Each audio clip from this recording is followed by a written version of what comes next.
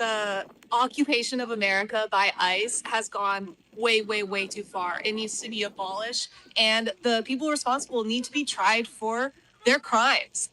They've killed, kidnapped, and tortured Americans with absolutely no consequences, and it's time for consequences. Should protesters interfere with law enforcement activity? I'm not going to answer that. I mean, you don't look like a cop, but just in case. I'm definitely not a cop. I'm an independent journalist, but I mean, I guess in the situation where we saw the other day where a protester was shot by ICE, she was blocking the street with her car and not complying with law enforcement directives. Is that something that activists should do? I'll say I think Renee Good is a hero. I mean, well, she is right about one thing, right? Renee Good, in their eyes, people on the left, is indeed a hero, right? She's a martyr for the liberal community. But this just goes to show again that these people, their ideologies never ever align with reality, because the question is simple, right? Should ICE protesters impede investigations and obstruct federal agents whenever they're trying to do their job? I mean, the simple answer is no, but this woman cannot seem to come to that conclusion. Why? Because it's not the politically correct thing to say. Once she answers that question, right? Once she answers that question and says the logical answer, right? The correct answer, which is yes, you know, they're probably going to turn on her. They're probably going to be like, oh, you're not one of us. But she knows what the answer to that question is. I mean, anybody with any common sense would tell you that the answer to, you know, should protesters go in front of ICE officers, or, you know, block their vehicles, or do whatever they do to impede investigations? The answer is quite frankly no. But yeah, I mean, what can I say? You can't really argue with what she said, right? You know, in their eyes, Renee Good is a martyr because she quite literally put her life on the line for the liberal movement. But evident again, right? Clear yet again, their ideologies never ever line up with reality, because the answer to that question is so simple. I mean, that interview could have been done in like 2.5 seconds. Literally. This new report from the University of California, San Diego, painting an alarming picture about the state of education in our country. And I literally mean, look at it. The report found that 1 in 5 of the nation's schools' incoming students fail to meet the statewide entry-level writing requirement. And for math, it isn't much better. 1 in 8 incoming freshmen also have math skills below the middle school level.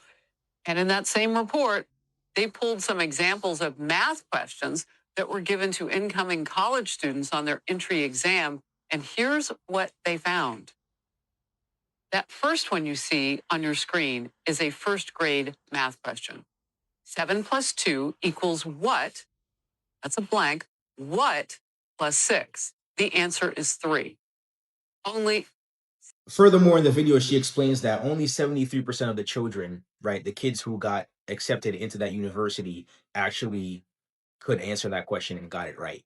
I mean, it's very clear that the answer should be 100%. I mean, if you're going to college, like if you're getting accepted into college, you should be 100% of those children and those kids should be able to answer that question. And you're probably asking the question, well, why does that matter? Well, I've been saying it for a long time now. College is a scam. Like, it's just a way for the state, or, you know, whoever runs these private institutions as well, to make money.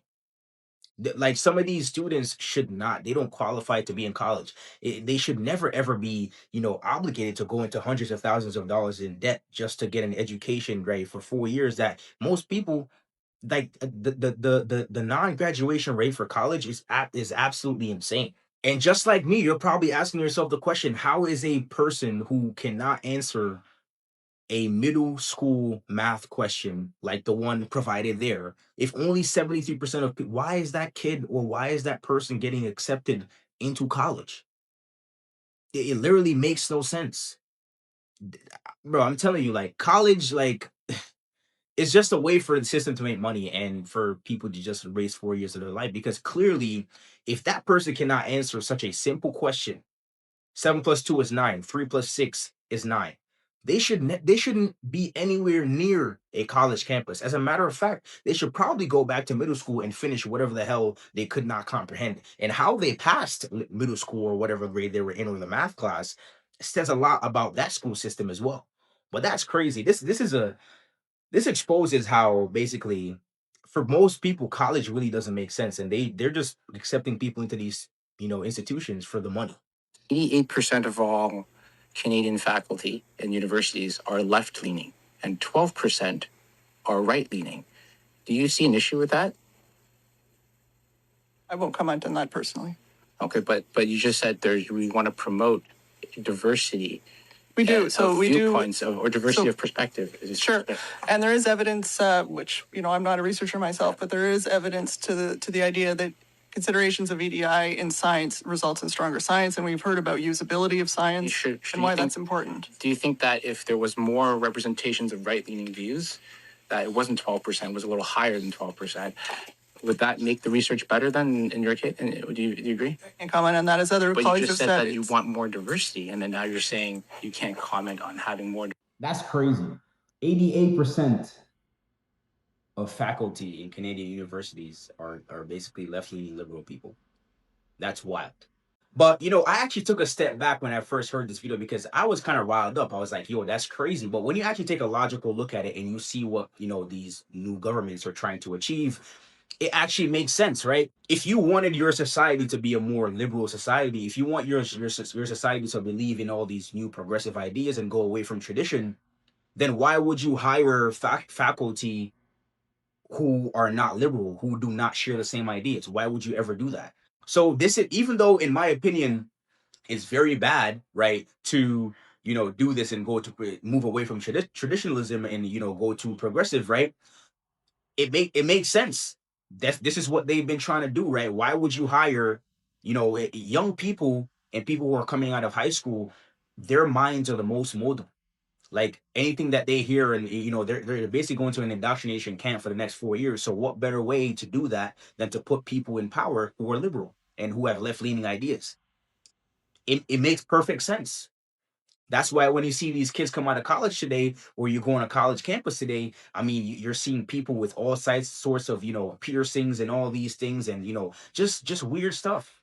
And that is exactly why when people come out of college, it's almost as if you don't recognize them from the moment they went in. But if you actually step back and you take the emotion out of it and you look at it from a logical perspective, it absolutely makes sense. If you want your country, right, the people at the top, if you want your country to have a certain idea and a certain philosophy and believe in certain things, and you want to push liberal ideas and you want liberalism to be the future and progressivism to be the future, it makes complete sense to have the faculty be 88% liberal. It makes sense because those are the perfect people to pass on those liberal ideologies to people who, their minds, they don't really know how to think for themselves in the real world yet.